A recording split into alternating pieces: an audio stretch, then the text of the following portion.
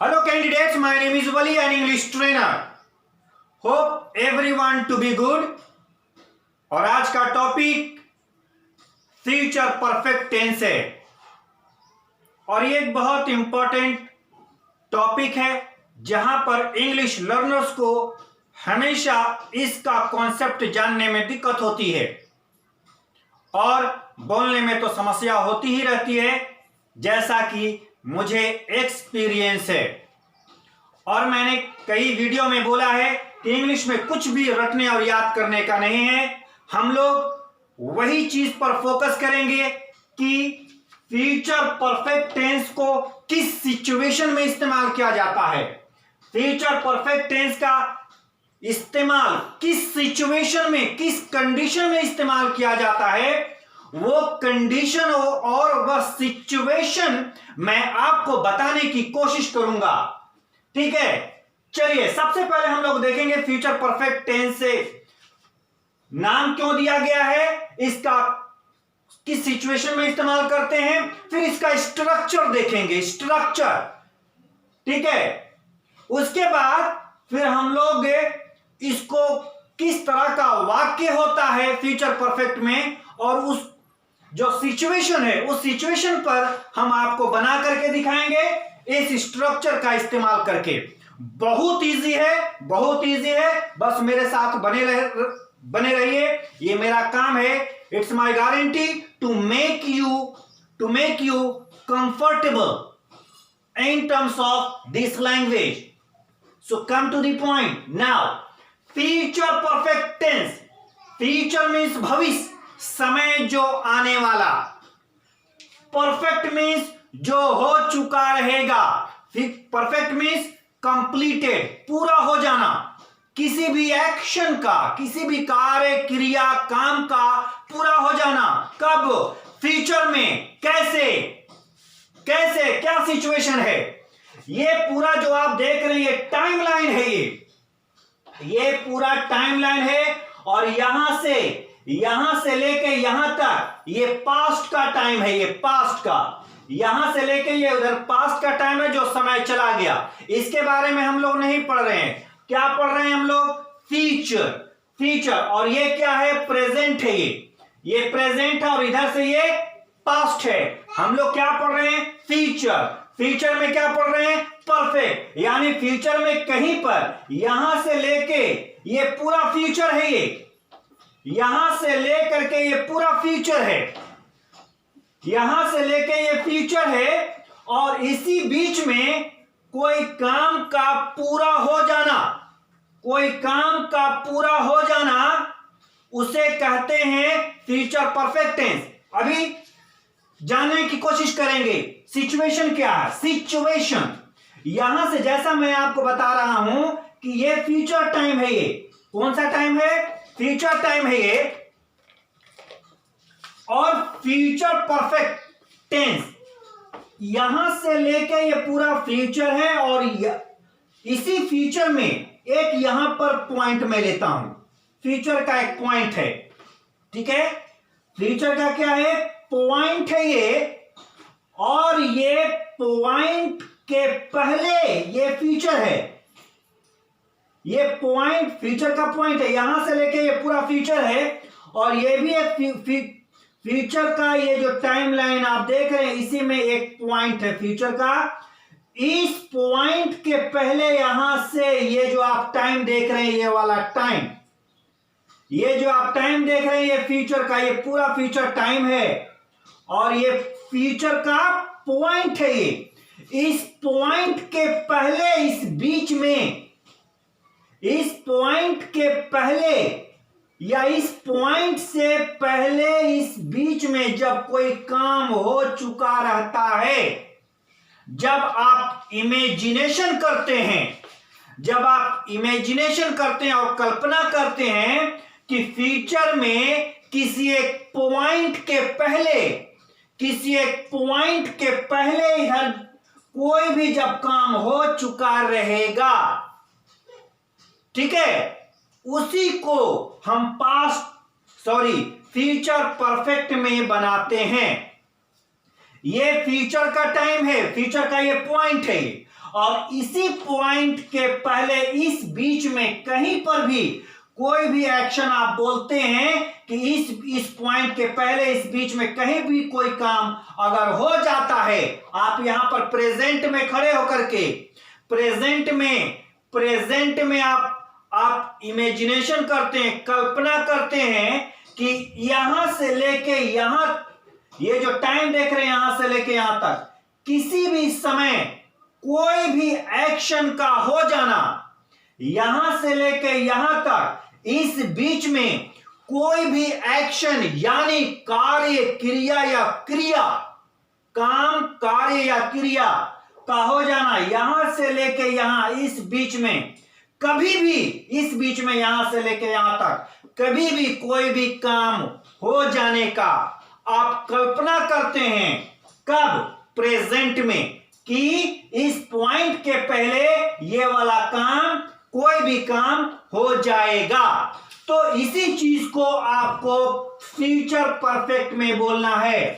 एक पॉइंट के पहले चाहे तो यहां पर ये पॉइंट, यहां पर चाहे तो कोई एक्शन होगा, ये पॉइंट पर चाहे तो इस पॉइंट में कोई, पॉइंट के पहले ये फ्यूचर परफेक्ट बनाएंगे, और ये पॉइंट जो है, इस पॉइंट पर अगर कोई एक्शन होता है, चाहे तो कोई एक्शन होगा, और अगर एक्शन नहीं होता इस पॉइंट पर, तो इस पॉइंट के बाद क्या होगा? कोई टाइम होगा। इस पॉइंट को पर एक चाहे तो कोई एक टाइम, या नहीं तो फिर कोई एक्शन होता है, और ये यहां पर जब कोई एक्शन होगा, इसको प्रेजेंट सिंपल में बोलना है। यहां पर जब इस पॉइंट पर जब कोई एक्शन होता है, इस पॉइंट पर, फ्यूचर का पॉइंट है ये, और फ्यूचर के पॉइंट पर यहां पर जब कोई एक्शन होता है तो उसको हम प्रेजेंट सिंपल यानी प्रेजेंट इंडेफिनिट में बनेगा ये। और यहां से इस बीच में, इस पॉइंट के पहले इस बीच में कहीं पर भी कोई काम जब हो जाता है, कोई भी काम होने की जब हम बात करेंगे, उसको फ्यूचर परफेक्ट में बनाना है। So this is all about, ठीक है। यहां पर ये पॉइंट चाहे तो यहां पर इस पॉइंट पर कोई टाइम होगा, जब टाइम होगा तो टाइम लिख देंगे, उस टाइम के पहले कोई भी काम हो चुका होगा आने वाले वक्त में। आप प्रेजेंट में इमेजिन करते हैं, ये एक हाइपोथेटिकल सेंटेंस है। हम प्रेजेंट में हो करके हम फ्यूचर के बारे में, फ्यूचर में एक किसी निश्चित समय पर और उसके पहले कोई भी जब काम हो चुका रहेगा फ्यूचर में ही, उसको हम फ्यूचर परफेक्ट में बनाएंगे। और वो जो पॉइंट होगा, उस पॉइंट पर अगर कोई एक्शन होता है तो उस एक्शन को प्रेजेंट सिंपल में बनाते हैं। और अगर पॉइंट, फ्यूचर का जो पॉइंट होगा, उस पॉइंट पर अगर कोई टाइम होता तो उस पॉइंट पर हम टाइम लिख देंगे, ठीक है। I am trying to get you, it's a logic which is most important. मैं आपके लिए ये आसान कर देना चाहता हूं, ठीक है। मैंने उसके बाद आगे देखते हैं, उसके बाद हम लोग देखते हैं ये सिचुएशन हो गया, कॉन्सेप्ट किस सिचुएशन में फ्यूचर परफेक्ट टेंस का इस्तेमाल करते हैं। फिर उसके बाद है सब्जेक्ट। अब देखते हैं हम लोग स्ट्रक्चर। सब्जेक्ट सबसे पहले आता है इसको बनाने के लिए।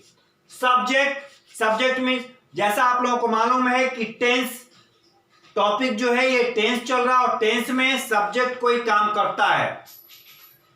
टेंस में सब्जेक्ट के द्वारा एक्शन किया जाता है, हम उसी को टेंस बोलते हैं। और टेंस में हम लोग क्या पढ़ रहे हैं अभी? एक्टिव सेंटेंस पढ़ रहे हैं।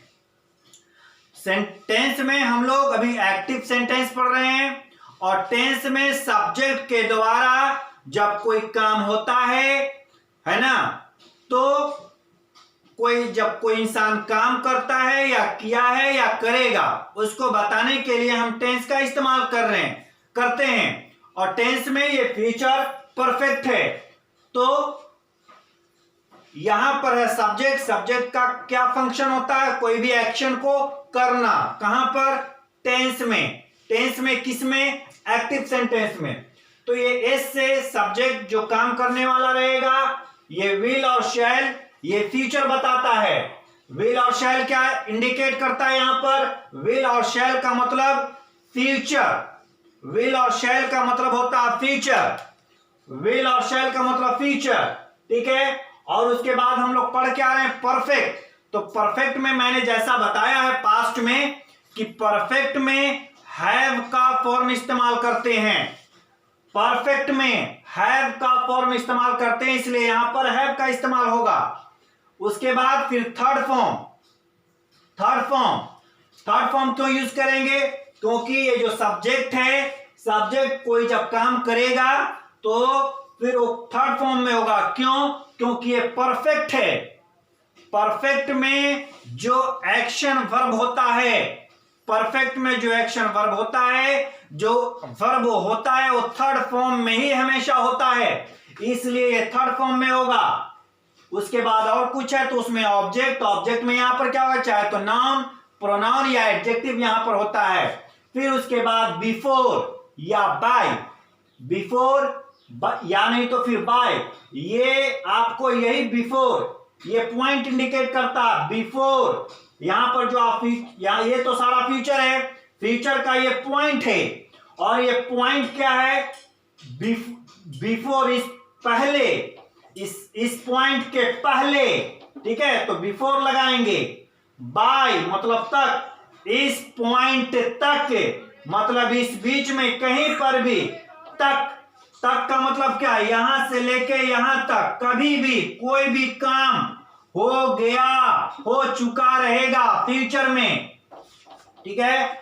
और बिफोर और बाय के बाद अगर टाइम है तो पॉइंट इन टाइम होगा, वो टाइम को लिख देंगे। अगर बिफोर और बाय के बाद ये पॉइंट पर अगर कोई एक्शन होता है तो बिफोर और बाय के बाद यहां पर एक्शन होगा। और एक्शन कौन सा फॉर्म में रहेगा? कौन सा टेंस में करेंगे? वो प्रेजेंट सिंपल, यानी प्रेजेंट इंडेफिनिट फॉर्म में होगा वो, ठीक है। अब यहां पर है और थोड़ा सा डिटेल में देख लेते हैं। सब्जेक्ट के बाद विल और हैव। विल और हैव, विल और हैव। सब्जेक्ट के बाद यहां पर क्या आता है? विल और हैव।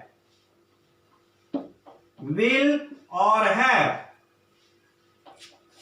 ठीक है ना। विल और हैव, विल और हैव, विल और हैव का मतलब फ्यूचर। विल और हैव का मतलब फ्यूचर। और उसके बाद हम लोग पढ़ रहे हैं, क्या पढ़ रहे हैं? परफेक्ट। तो परफेक्ट में कौन सा हेल्पिंग वर्ब आता है? हैव का फॉर्म आता ही आता है। सॉरी, ये शैल होगा यहां पे। Just a moment, I am sorry.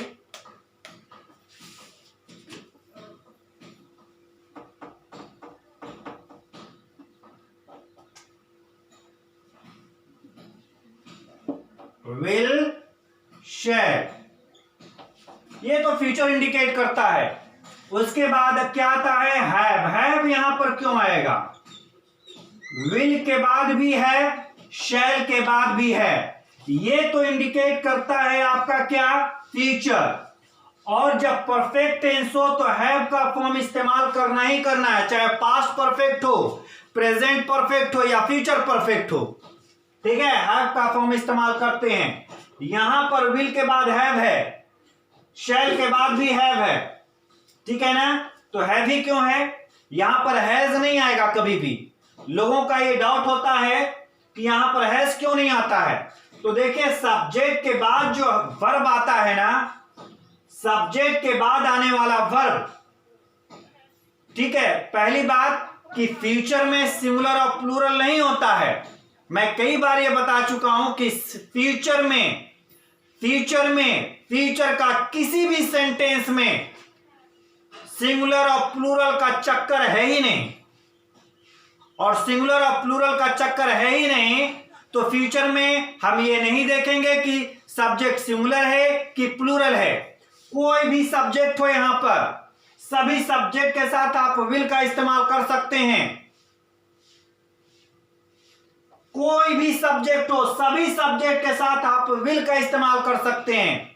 लेकिन अगर आप शैल का इस्तेमाल करना चाहते ही हैं, आप आज के दौर में सभी सब्जेक्ट के साथ विल का इस्तेमाल कर सकते हैं। कोई सा भी सब्जेक्ट हो, इस जमाने में मॉडर्न इंग्लिश में किसी भी सब्जेक्ट के साथ आप विल का इस्तेमाल कर सकते हैं। लेकिन अगर आप करना चाहते हैं शैल का इस्तेमाल अगर आप करना ही चाहते हैं तो आई और वी जब होगा, आई और वी के साथ आप शैल का इस्तेमाल कीजिएगा, ठीक है। और फ्यूचर में क्या नहीं होता है, सिंगुलर सब्जेक्ट है तो वर्ब भी सिंगुलर होना चाहिए, सब्जेक्ट अगर प्लूरल है तो वर्ब भी प्लूरल होना चाहिए। फ्यूचर टेंस में फ्यूचर का कोई भी सेंटेंस हो, उसमें सिंगुलर और प्लूरल का मामला है ही नहीं, सिंगुलर और प्लूरल होता ही नहीं है। फ्यूचर टेंस में सिंगुलर और प्लूरल केवल और केवल प्रेजेंट टेंस का कोई भी सेंटेंस हो, वहां पर सिंगुलर सब्जेक्ट के साथ सिंगुलर वर्ब, प्लूरल सब्जेक्ट के साथ प्लूरल वर्ब आता है। पास्ट में केवल पास्ट कॉन्टिन्यूअस या पास्ट का जो आपका सिंपल सेंटेंस होता है बस वहीं पर होता है। फ्यूचर में कहीं पर नामो निशान नहीं है कि सब्जेक्ट क्या है और सब्जेक्ट के हिसाब से जो है हेल्पिंग वर्ब आएगा, ऐसा बिल्कुल नहीं है, ठीक है। पहले ऐसा होता था कि पहले के जमाने में कि सब आई और वी के साथ शैल का इस्तेमाल करना है, वो भी सिंगुलर और प्लूरल नहीं है, फर्स्ट पर्सन के साथ, ठीक है, शैल का इस्तेमाल किया जाता था और अभी किया जाता था, और आई और वी को छोड़ करके सभी के साथ विल का इस्तेमाल किया जाता था। लेकिन अभी इस दौर में मॉडर्न इंग्लिश में सभी सब्जेक्ट के साथ आप विल का इस्तेमाल कीजिए। अगर शैल का इस्तेमाल आप करना ही चाहते हैं तो केवल और केवल आई और वी के साथ कीजिएगा। फिर उसके बाद यहां पर हैव है। अब हैव है तो लोग कहते हैं कि यहां पर हैज क्यों नहीं है।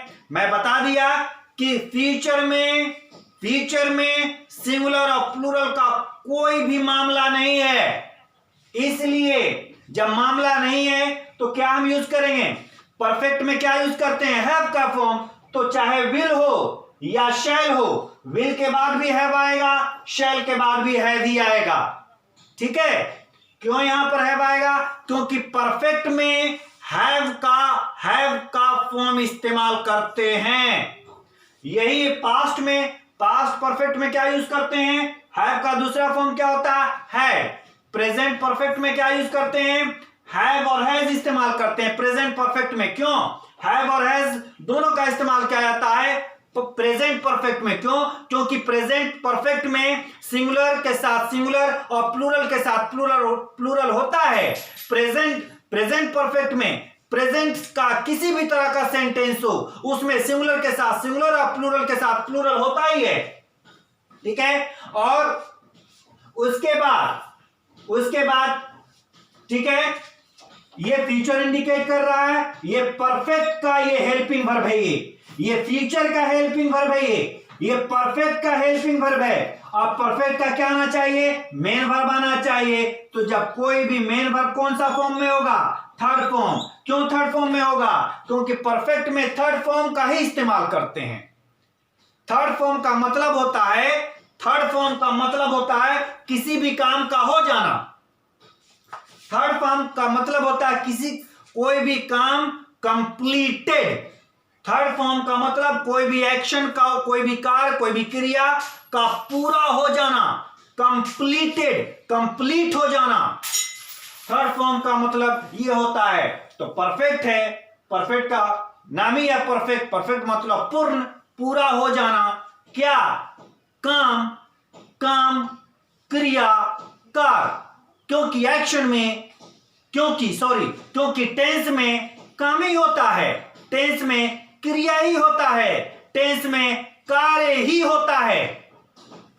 और उसी को बताने के लिए टेंस का मतलब क्या हुआ, कोई इंसान जब कोई काम करता है या किया है या कर रहा था या करेगा, उसी को बताने के लिए हम टेंस का इस्तेमाल करते हैं। और हमारे पास जो अभी टॉपिक है वो फ्यूचर है, तो फ्यूचर परफेक्ट है। फ्यूचर परफेक्ट का मतलब ये होता है फ्यूचर जो समय आने वाला है और उसी फ्यूचर में किसी एक पॉइंट पर, फ्यूचर का जो टाइम है, फ्यूचर के किसी एक पॉइंट पर, उस पॉइंट पर, पॉइंट ऑफ टाइम पर, उस पॉइंट ऑफ टाइम के पहले जब किसी भी समय कोई काम जब हो चुका रहेगा, काम जब हो जाएगा, उसको बताने के लिए हम फ्यूचर परफेक्ट टेंस का इस्तेमाल करते हैं। वो पॉइंट के पहले, इसका मतलब यह हुआ कि फ्यूचर परफेक्ट में एक टाइम का होना जरूरी है, पॉइंट ऑफ टाइम का होना जरूरी है, एक पॉइंट होना चाहिए।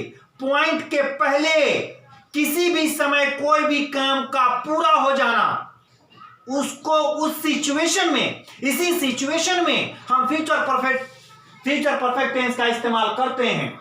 उसके बाद यहां पर क्या है, ऑब्जेक्ट आता, ऑब्जेक्ट में आपका ओ से ऑब्जेक्ट हुआ, एस से सब्जेक्ट, काम करने वाला को सब्जेक्ट बोलते हैं। तो काम करने वाला कौन रहेगा, कोई व्यक्ति होगा, और यहां पर ऑब्जेक्ट, कोई यहां सब्जेक्ट में क्या, व्यक्ति यानी कोई नाउन या प्रोनाउन होता है। सब्जेक्ट में यहां पर क्या होता है, नाउन या प्रोनाउन, और यहां पर यह ऑब्जेक्ट में क्या होगा, चाहे तो नाउन। ऑब्जेक्ट का मतलब क्या, वस्तु, बहुत अलग अलग चीजों को हम ऑब्जेक्ट बोलते हैं। तो यहां पर पार्ट्स ऑफ स्पीच में का अलग अलग वर्ड आ सकता है, नाउन, प्रोनाउन भी आ सकता है, नाउन भी आ सकता है, एडजेक्टिव भी आ सकता है, इसलिए इसको बोलते हैं हम लोग इंग्लिश में, ठीक है। स्ट्रक्चर में इसको ऑब्जेक्ट बोला जाता है, या अदर वर्ड भी आप बोल सकते हैं, अदर वर्ड या ऑब्जेक्ट। उसके बाद फिर क्या है, उसके बाद यहां पर ये बिफोर और ये जो बाय है ना, ये बिफोर और बाय, यही पॉइंट को इंडिकेट करता।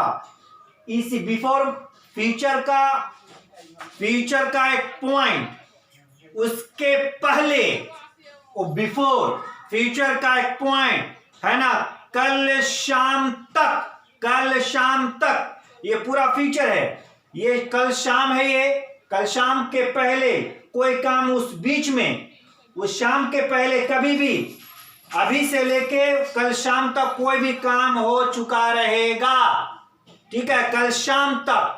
तो कल शाम ये है, और उसके पहले कोई भी एक्शन का हो जाना, पूरा हो जाना, ठीक है। इस सिचुएशन में, इस कंडीशन में हम लोग यूज करते हैं future perfect tense. I hope logic आपको इसका समझ में आ रहा होगा। फिर अगर बिफोर और बाय के बाद अगर कोई टाइम है, बिफोर और बाय के बाद अगर टाइम है, तो पॉइंट इन टाइम होगा, वो पॉइंट ऑफ इन टाइम को लिख देंगे आप, ठीक है। उसका मैं अभी एग्जांपल आपको दूंगा। और अगर बिफोर और बाय यानी फ्यूचर में यहां पर अगर कोई इस पॉइंट के पहले या पॉइंट तक, अगर कोई इस पॉइंट जो आप जो देख रहे हैं और इस पॉइंट तक यहां पर अगर कोई एक्शन होता है, ठीक है, तो उसको यहां पर एक्शन होगा। और एक्शन को किस फॉर्म में लिखेंगे, कौन सा टेंस में यूज करेंगे, प्रेजेंट सिंपल में बनाया जाएगा। इस वाले को जब कोई एक्शन यहां पर होता है तो इसको प्रेजेंट सिंपल में बनेगा। और इस दौरान कभी भी, इस दौरान कहीं पर भी कोई काम हो गया, चाहे यहां पर हो, चाहे यहां पर हो, या यहां पर हो, या यहां पर हो, कहीं भी इस बीच में किसी भी समय कोई भी काम हो जब जाता है इस पॉइंट के पहले, तो इस दौरान में कहीं पर भी जो काम हुआ है, इसी को बनाने के लिए हम फ्यूचर परफेक्ट टेंस का इस्तेमाल करते हैं। इसी टाइम को, इसी चीज को हम फ्यूचर परफेक्ट बोलते हैं। ये वाला जो आप टाइम देख रहे हैं, ये इसी को बोला जाता है फ्यूचर परफेक्ट, ठीक है। इस ड्यूरेशन में, ये जो ड्यूरेशन आप देख रहे हैं, ये जो पीरियड देख रहे हैं, यहां से लेके यहां तक, यहां से ये प्रेजेंट में बोला जा रहा, ये फ्यूचर का, ये पॉइंट है फ्यूचर का, और ये भी फ्यूचर का पूरा टाइम है। और ये क्या हुआ था, फिर ड्यूरेशन हुआ। तो ये पॉइंट के पहले जो ये ड्यूरेशन है, इस ड्यूरेशन में कहीं पर भी कोई भी काम कभी भी हो जाए, ठीक है, इस पॉइंट के पहले इस ड्यूरेशन में कभी भी काम कंप्लीट हो जाने की जब आप बात करेंगे, तभी जाकर के फ्यूचर परफेक्ट टेंस का इस्तेमाल करना है, ठीक है। आइए, हम लोगों ने स्ट्रक्चर देखा, कॉन्सेप्ट देखा। अब हम लोग कुछ वाक्य लेते हैं कि कैसा वाक्य होता है और उसको कैसे बोलेंगे इंग्लिश में। एक वाक्य यहां पर देखिए, मैं जनवरी के पहले काम पूरा कर चुका रहूंगा, प्रेजेंट में बोला जा रहा है, प्रेजेंट में इमेजिन किया जा रहा है, प्रेजेंट में इमेजिनेशन कर रहे हैं, कल्पना कर रहे हैं, सोच रहे हैं कि क्या सोच रहे हैं, मैं जनवरी के पहले काम पूरा कर चुका रहूंगा, जनवरी के पहले। तो यहां पर बोल रहे हैं, यहां पर क्या बोला जाता है, क्या बोला जा रहा है, मैं जनवरी के पहले काम पूरा कर चुका रहा हूं। प्रेजेंट में क्या बोला जा रहा है, फ्यूचर के बारे में। ये मान लिया जाए जनवरी है, ये क्या है, जनवरी, या ये पूरा फ्यूचर है और ये फ्यूचर का ये जनवरी है, बोलता है जनवरी के पहले, तो ये जनवरी है। और इस जनवरी के पहले बोला जाता है काम पूरा हो चुका रहेगा। तो ये जनवरी के पहले यहां पर इस दौरान कहीं पर भी काम हो जाएगा, चाहे तो यहां पर कहीं पर भी काम है, कोई सा भी काम है वो पूरा हो जाएगा जनवरी के पहले। यह बोला जा रहा है जनवरी के पहले, तो ये जनवरी है, इसके पहले काम हो जाएगा कहीं पर भी, कहीं पर, चाहे यहां पर हो जाए पूरा, या यहां पर हो जाए, या यहां पर हो जाए, या नहीं तो फिर यहां पर हो जाए। ठीक है, ये जनवरी के पहले कोई भी काम, जनवरी के पहले काम पूरा हो जाएगा। तो इसी को बनाने का स्ट्रक्चर ये है, स्ट्रक्चर ये है। कैसे बनाएंगे ये, मैं जनवरी के पहले काम पूरा कर चुका रहूंगा। चलिए बनाते हैं। बोलता सबसे पहले सब्जेक्ट, इसमें क्या, कौन काम कर रहा, मैं। ठीक है, तो मैं का अंग्रेजी क्या होता है, आई। चलिए आई कर देंगे यहां पे, आई और विल। यहां पर आई के सब्जेक्ट के बाद विल और शैल दोनों आता है। दोनों में से जो है आप सभी सब्जेक्ट के साथ विल इस्तेमाल कर सकते हैं, एज आई टोल्ड यू। ठीक है ना, आई के बाद आप विल का इस्तेमाल कर सकते हैं। जैसा मैंने बताया, अगर आप शैल का इस्तेमाल करना ही चाहते हैं तो आई और वी के साथ ही केवल कीजिएगा। शैल का इस्तेमाल करना ही चाहते हैं तो आई और वी के साथ, तो यहां पर आई है तो आई के साथ आप विल इस्तेमाल कीजिए, या शैल का इस्तेमाल कर सकते हैं, आपकी मर्जी है। चलिए आई शैल ही हम यूज करते हैं, आई शैल। उसके बाद क्या है, हैव, आई शैल हैव। फिर क्या है, थर्ड फॉर्म, काम। इसमें क्या है, एक्शन वर्ब, क्या, काम पूरा करना। ये आपका जो है ना काम करना, तो काम करना का अंग्रेजी पूरा करना का अंग्रेजी क्या होता है, अंग्रेजी वर्ड कंप्लीट। तो कंप्लीट को कौन सा फॉर्म में लिखेंगे, थर्ड फॉर्म, जिसको बोला जाता है पास्ट पार्टिसिपल बोलिए, या थर्ड फॉर्म बोलिए, है ना, वर्ब का थर्ड फॉर्म या पास्ट पार्टिसिपल। तो काम का पूरा होना का अंग्रेजी वर्ड जो होता है वो कंप्लीट होता है। तो कंप्लीट का तीसरा फॉर्म होगा कंप्लीटेड।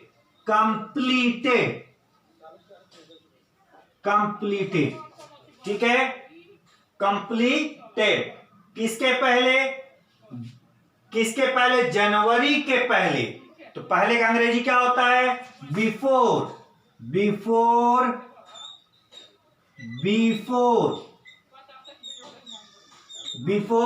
किसके पहले, जनवरी के पहले। तो बिफोर जनवरी,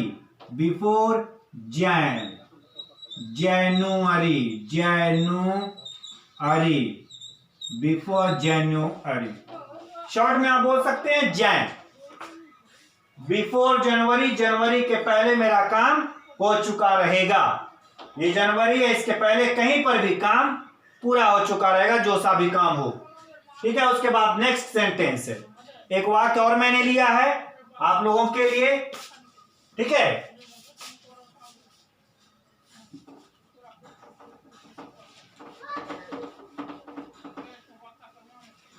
कुछ भी इंग्लिश, मैंने जैसा बताया कि इंग्लिश में हर चीज के पीछे कॉन्सेप्ट है, और जो भी चीज इंग्लिश में बनाया गया है, आप हमारे पास जो सामने आप इंग्लिश में देखते हैं, अंग्रेजों ने उसको 100 साल तक कई सालों तक हर एक टॉपिक पर डिस्कस किया है। उसके बाद जो है ना उस चीज को सामने में लाया है और हमारे पास है। एट रैंडम इंग्लिश में कुछ नहीं है। जैसे आप लोग को टीचर बता देते हैं कि रटिए, याद कीजिए, वो बिल्कुल तरीका गलत है और कहीं ना कहीं आप कई बार गलत कर बैठते हैं और गलत होता ही होता है, वो तरीका है ही नहीं। और कितना चीज रटिएगा, 1 चीज, 2 चीज, 3 चीज, 4 चीज, 5 चीज। फिर मैं देखता हूं कि रटने को ही केवल मिलता है, याद करने के लिए केवल मिलता रहता है स्कूल कॉलेजेस में। तो बच्चे क्या करते हैं, उस पर काम करना छोड़ देते हैं कि ये तो बहुत ही टफ है। ये मेरा एक्सपीरियंस है जीवन का। तो रीना, नेक्स्ट सेंटेंस, रीना 8 बजे तक काम पूरा कर चुकी रहेगी। रीना यहां पर प्रेजेंट में बोला जा रहा है। क्या बोला जा रहा है कि रीना 8 बजे तक, मान लिया ये पूरा फ्यूचर है और ये 8 बजे है, ये प्रेजेंट में होकर के फ्यूचर का एक पॉइंट ले रहे हैं। 8 बजे तक, 8 बजे तक रीना अपना काम पूरा कर चुकी रहेगी। 8 बजे तक, 8 बजे तक यानी 8 बजे के पहले उसका काम पूरा हो जाएगा। किसका? रीना का। चलिए, हमारे पास स्ट्रक्चर है, आप इसी स्ट्रक्चर पर बनाइए। तो कैसे बनाएंगे? इसमें सब्जेक्ट क्या है? Reena, REE, Reena. Rina will have, Reena will have. यहां पर विल के साथ कभी भी आप, नाम के साथ कभी भी शैल का इस्तेमाल आप मत कीजिएगा। शैल का इस्तेमाल आपको करना ही है तो केवल आई और वी के साथ ही कीजिएगा। विल यहां पर है और यहां पर रीना है, तो रीना के बाद कभी भी शैल का इस्तेमाल मत कीजिएगा। Reena will have. 100 जवाब का एक जवाब है, 100 सवालों का एक जवाब, कि सभी सब्जेक्ट के साथ आप विल का इस्तेमाल कर सकते हैं। तो रीना विल हैव, काम को पूरा, है ना, will have completed, completed, completed, ठीक है। पूरा करना का अंग्रेजी वर्ड कंप्लीटेड। काम को अंग्रेजी में क्या बोलते हैं? Work. Completed the work, completed the work. कोई एक स्पेसिफिक काम के बारे में बात हो रहा है, वर्क यहां पर नाउन है तो यहां पर आप दी लगा सकते हैं कि स्पेसिफिक कोई काम के बारे में बात कर रहे हैं। तो Reena will have completed the work है ना। कब तक?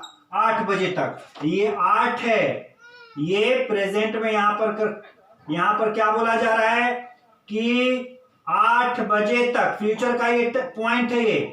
और बोला रीना के बारे में ये बोला जा रहा है कि 8 बजे तक जो रीना के पास काम है वो पूरा हो जाएगा। ये जो आप समय देख रहे हैं, ये 8 बजे का टाइम है और इस टाइम तक कोई भी काम पूरा हो जाएगा। रीना का जो काम है वो पूरा हो जाएगा। तो कंप्लीटेड दी वर्क तक का अंग्रेजी क्या होता है इंग्लिश में? बाय। बाय कितना बजे तक? 8 बजे तक, बाय 8। That's it. अगर सुबह में यहां पर है रीना 8 बजे सुबह तक, तो यहां पर 8 AM कर देंगे। रीना 8 बजे शाम तक काम पूरा कर चुकी रहेगी तो बाय 8 PM कर देंगे। ठीक है। सो ये रहा दूसरा। इसका हम निगेटिव भी बना करके देखते हैं। निगेटिव कैसे बनेगा? इसको निगेटिव में कैसे बनाएंगे इसका? ठीक है, निगेटिव बाय 8। रीना 8 बजे तक काम पूरा नहीं कर चुकी रहेंगी, है ना। यानी रीना का काम 8 बजे तक पूरा नहीं होगा। रीना का काम 8 बजे तक पूरा नहीं होगा, यानी ये पॉइंट है और इस पॉइंट के पहले, मतलब इस दौरान काम रीना का पूरा नहीं होगा। तो कब होगा? इसका मतलब ये हुआ इसका निगेटिव जो हो रहा है कि रीना 8 बजे तक काम पूरा नहीं कर चुकी रहेंगी, यानी 8 बजे के बाद फिर काम होगा। Listen it carefully students, English learners, ध्यान देने की जरूरत है। इसका निगेटिव, रीना 8 बजे तक काम पूरा नहीं कर चुकी रहेंगी, यानी ये 8 बजे का टाइम है। यह प्रेजेंट और प्रेजेंट में बोला क्या जा रहा है? कि और ये 8 बज रहा टाइम, ये 8 बजे के बारे में एक पॉइंट है, ये क्या है, पॉइंट है। क्या बोला जा रहा है कि 8 रीना का 8 बजे तक काम पूरा नहीं होगा, यहां पर ये 8 है और इस बीच में बोला जा रहा है कि यहां से लेके इस दौरान रीना का काम पूरा नहीं होगा। तो कब पूरा होगा तब, इसका मतलब क्या, मीनिंग क्या निकल रहा, सेंस क्या निकल रहा, सेंस ये निकल कर क्या रहा है कि वो फिर 8 बजे के बाद पूरा होगा। ठीक है, फिर वो एक्शन, वो कार्य, वह क्रिया कब पूरा होगा, ये पॉइंट के बाद फिर पूरा होगा।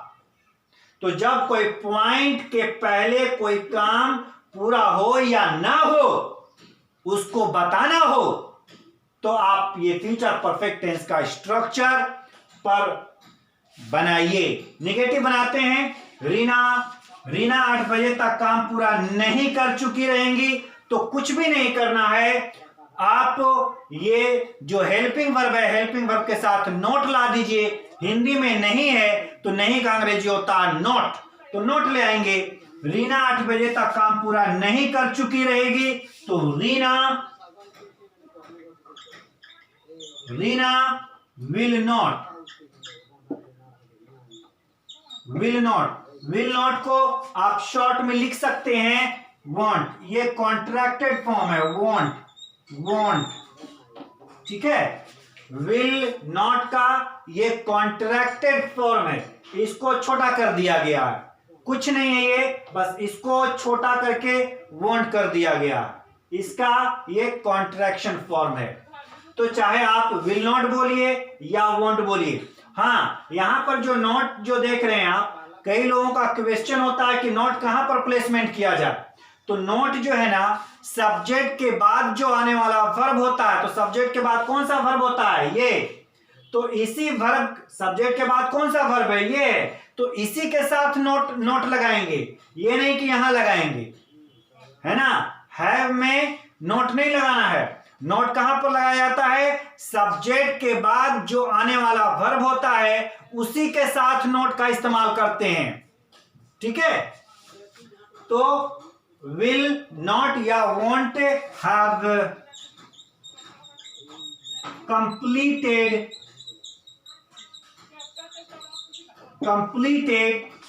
the work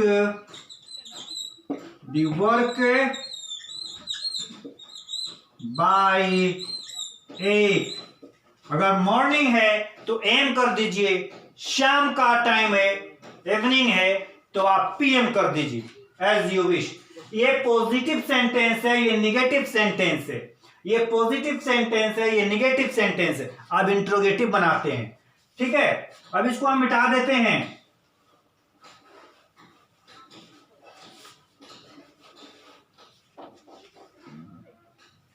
इंट्रोगेटिव में, इंट्रोगेटिव का मतलब ये हुआ प्रश्नवाचक, प्रश्नवाचक यानी किसी से क्वेश्चन करना, क्वेश्चन जिसका आंसर यस और नो में मिलता है, जिसका आंसर यस नो में हमें मिलता है, जिसका आंसर यस नो में दिया जाता है, वो इंट्रोगेटिव कैसे सेंटेंस बनेगा, जिसको हम क्लोज्ड एंडेड क्वेश्चन भी बोलते हैं। तो उसमें कुछ नहीं करना पड़ता है, बस हेल्पिंग वर्ब को पहले ले आइए। क्या रीना 8 बजे तक पूरा, क्या रीना 8 बजे तक काम पूरा कर चुकी रहेगी, क्या रीना 8 बजे तक काम कर चुकी रहेगी। क्या, प्रश्नवाचक वाक्य, क्या रीना 8 बजे तक काम पूरा कर चुकी रहेगी। ठीक है, तो इसका आंसर क्या होगा, यस नो। यस नो का जिसका आंसर आता है हाँ या और नहीं में, उसको बोला जाता है क्लोज्ड एंडेड क्वेश्चन। तो इंग्लिश में कैसे पूछते हैं, कुछ नहीं करना, बस केवल हेल्पिंग वर्ब को पहले ले आइए। तो कौन सा हेल्पिंग वर्ब आता है, बस जो सब्जेक्ट के बाद आने वाला जो हेल्पिंग वर्ब है उसी को पहले लाएंगे। ये नहीं कि विल नॉट, विल और हैव दोनों को ले आइएगा, नहीं, एक ही हेल्पिंग वर्ब को लाया जाता है। और कौन सा हेल्पिंग वर्ब को, जो सब्जेक्ट के बाद जो हेल्पिंग वर्ब होता है उसको लाते हो। तो सब्जेक्ट के बाद कौन सा हेल्पिंग वर्ब है, विल और शैल, तो यही पहले आएगा। सबसे पहले ले आएंगे क्लोज्ड एंडेड क्वेश्चन का जो सेंटेंस होता है, कैसे, केवल हेल्पिंग वर्ब। तो यहां पर हेल्पिंग वर्ब क्या है इसमें, विल, तो विल ले आएंगे पहले, विल, फिर वही सब होगा एज इट इज, सब वही चीज, उसको आप उतार दीजिए। विल रीना, रीना विल रीना, पहले आ गया विल, तो उसके बाद जैसे as it is you have to mention same thing. और as far as speaking is concerned, first bring helping verb and speak as it is. Okay, will Rina have completed, will Rina have completed the work by 8? by 8 यहां पर question mark का sign लगाना है। Why? क्यों? क्योंकि ये एक interrogative sentence है, ये इंट्रोगेटिव सेंटेंस है। Will Rina have completed the work by 8 PM? क्या रीना का काम 8 बजे तक पूरा हो चुका रहेगा, पूरा हो जाएगा?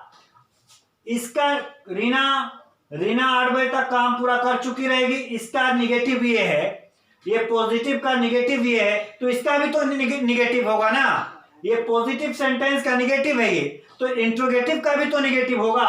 क्या रीना का काम 8 बजे तक पूरा नहीं हो चुका रहेगा? क्या रीना का काम 8 बजे तक पूरा नहीं हो चुका रहेगा? तो कुछ नहीं करेंगे, नहीं है तो वांट कर देंगे, वही चीज है, बस नॉट वांट कर देंगे। क्या करेंगे? वांट कर देंगे। क्या रीना का काम 8 बजे तक पूरा नहीं हो चुका रहेगा? Want Reena have completed the work by 8। ठीक है, मैं आपको डिटेल में giving you in detail so that don't face problem over future perfect tense। ठीक है, अब ये तो हुआ पॉजिटिव नेगेटिव और इंट्रोगेटिव प्लस नेगेटिव हो गया। अब सेकेंड इंट्रोगेटिव बनाते हैं, ठीक है ना। सेकेंड इंट्रोगेटिव,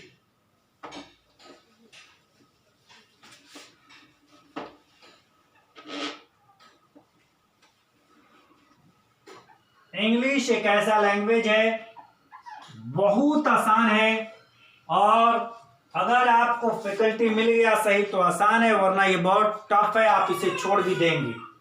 ठीक है, सेकेंड इंट्रोगेटिव का मतलब होता है रीना 8 बजे तक काम कब पूरा, क्यों रीना 8 बजे तक काम क्यों पूरा कर चुकी रहेंगी। जब किसी भी वाक्य में क्यों, कैसा, कितना, कब, कहां, ये प्रश्नवाचक शब्द, कब, कहां, कितना, कैसे, क्यों, ये प्रश्नवाचक शब्द है, इंग्लिश में बोलते हैं क्वेश्चन वर्ड। हिंदी में कहीं पर भी लिख सकते हैं क्यों, कहां, कितना, कैसे, शुरू में, बीच में, आखिरी में, लेकिन इंग्लिश में सबसे पहले लाना है आपको क्वेश्चन वर्ड को। क्वेश्चन वर्ड को इंग्लिश सेंटेंस में सबसे पहले लाना है। तो रीना 8 बजे तक काम पूरा क्यों कर चुकी रहेगी? रीना 8 बजे तक काम पूरा क्यों कर चुकी रहेगी? तो वाई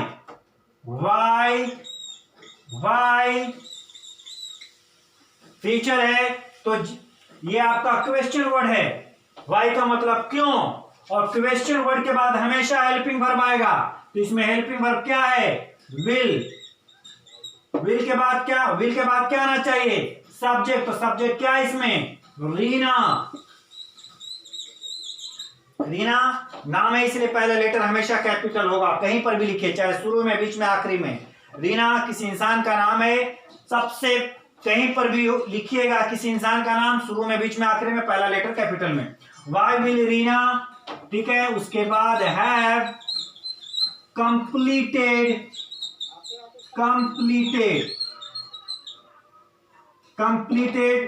the work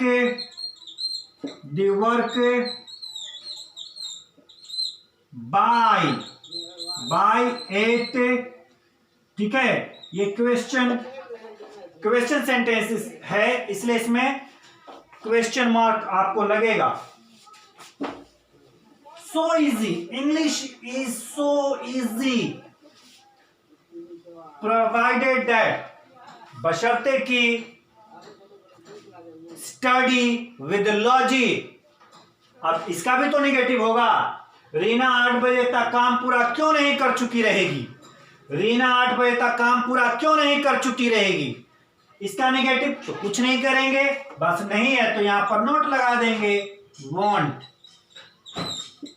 हो गया, दैट्स इट। ठीक है, एक और लेते हैं वाक्य एक्शन वाला। जब दो एक्शन हो, फ्यूचर, ऐसा सेंटेंस जिसमें दो एक्शन होता फ्यूचर का, उसको कैसे बनाएंगे, है ना? इसको लेट मी इरेज इट, मैं इसे मिटा देता हूं, है ना?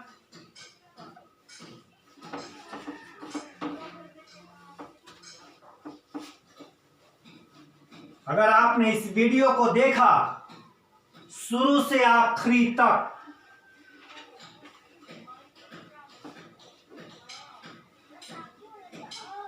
आपका डाउट फ्यूचर परफेक्ट से रिलेटेड पूरा क्लियर हो जाएगा। ऐसा वाक्य ले रहा हूं जिसमें दो एक्शन हो, ठीक है?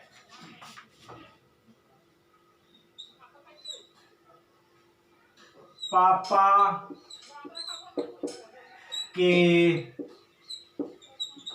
पहुंचने, पापा के पहुंचने से पहले, पापा के पहुंचने से पहले मैं सोकर उठ चुका रहूंगा, उठ चुका रहूंगा।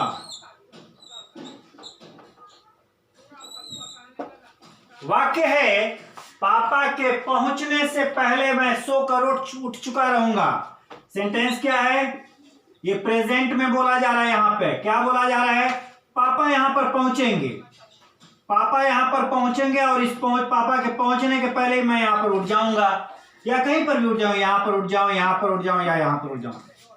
यहां पर ये प्रेजेंट में क्या बोला जा रहा है कि पापा यहां पर पहुंचेंगे और ये पहुंचने के पहले, पापा के यहां पर पहुंचेंगे और पहुंचने के पहले मैं उठ जाऊंगा, चाहे यहां पर उठे, यहां पर उठे, या कहीं पर भी। इस दौरान कहीं पर भी उठे हो, ये पॉइंट के पहले यहां पर एक एक्शन हो रहा है, यहां पर पापा पहुंच रहे हैं और इसको जो पापा जो पहुंच रहे हैं उसको हम प्रेजेंट सिंपल में बनाएंगे। क्या में बनेगा? प्रेजेंट सिंपल में। और ये क्या, और उसके पहले जो यहां पर उठने का जो काम हो रहा है इसको फ्यूचर परफेक्ट में बनाया जाता है। तो पापा के पहुंचने के पहले मैं सोकर उठ चुका रहूंगा। कौन सा काम पहले हो रहा है?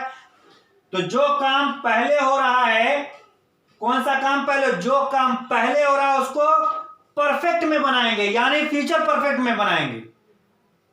और जो काम बाद में हो रहा है उसको हम प्रेजेंट सिंपल में बनेगा। प्रेजेंट सिंपल, फ्यूचर सिंपल नहीं, प्रेजेंट सिंपल में बनेगा। पापा के पहुंचने के पहले मैं सोकर उठ चुका रहूंगा। तो आई विल हैव, कौन सा काम हो रहा है? सो उठने का काम पहले हो रहा है। जो काम पहले हो रहा है तो फिर वो पॉइंट के पहले हो रहा है, तो यह इसको हम बनाएंगे फ्यूचर परफेक्ट में। आई विल हैव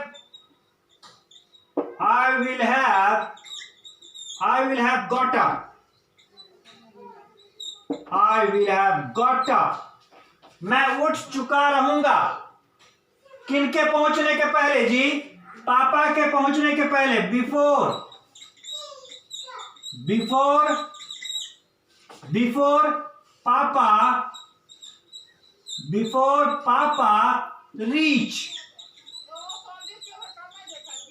पापा रीच, पापा के पहुंचने के पहले मैं सोकर उठ चुका रहूंगा। I will have got up before पापा रीच।